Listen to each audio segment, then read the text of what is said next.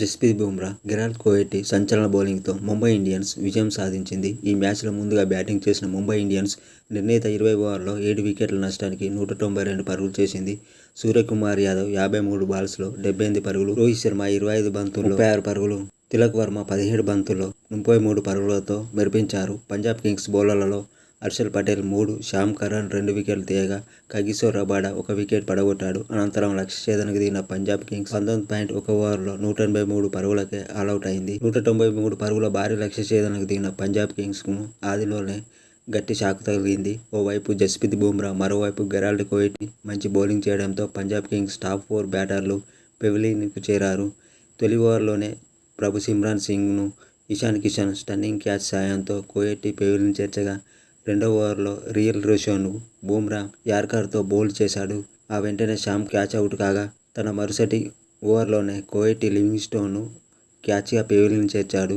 దాంతో పంజాబ్ కింగ్స్ 14 ఓవర్లకే 4 వికెట్లు కోల్పోయింది. ఈ పరిస్థితుల్లో ఇంపాక్ట్ ప్లేయర్గా బరిలోకి దిగిన హర్ప్రీత్ సింగ్, శశాంక్ సింగ్ ఆచితూచి ఆడారు.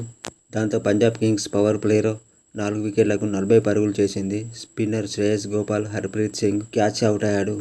దీంతో పంజాబ్ 49 పరుగులకే సగం వికెట్లు కోల్పోయింది. జితేష్ శర్మ 9 పరుగులు చేసి నిరాశపరిచాడు. ఆకాశ్ మధ్వాల్ బౌలింగ్లో ఎల్బీడబ్ల్యూగా అవుట్ అయ్యాడు. ఈ పరిస్థితిలో అశుతోష్ శర్మతో కలిసి శశాంక్ సింగ్ చెలరేగాడు.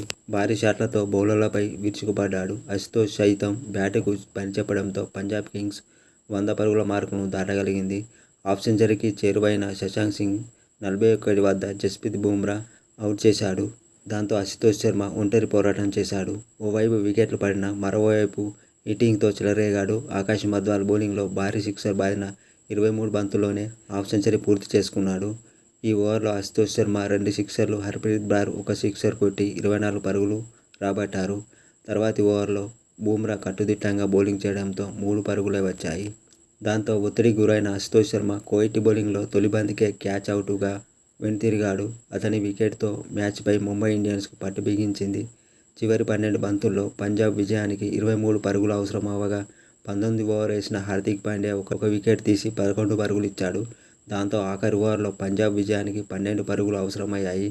అయితే క్విక్ డబుల్ తీసే ప్రయత్నంలో రబాడా అవుట్ అవడంతో ముంబై విజయం సాధించింది. ముంబై ఇండియన్స్ బౌలర్లలో జస్ప్రీత్ బుమ్రా 21 పరుగులు ఇచ్చి 3 వికెట్లు తీయగా గెరాల్డ్ కోహ్లీ 32 పరుగులు ఇచ్చి 3 వికెట్లు తీశాడు. ఆకాశ్ మధ్వాల్, శ్రేయస్ గోపాల్, హార్దిక్ పాండ్యా తలో వికెట్ తీశారు.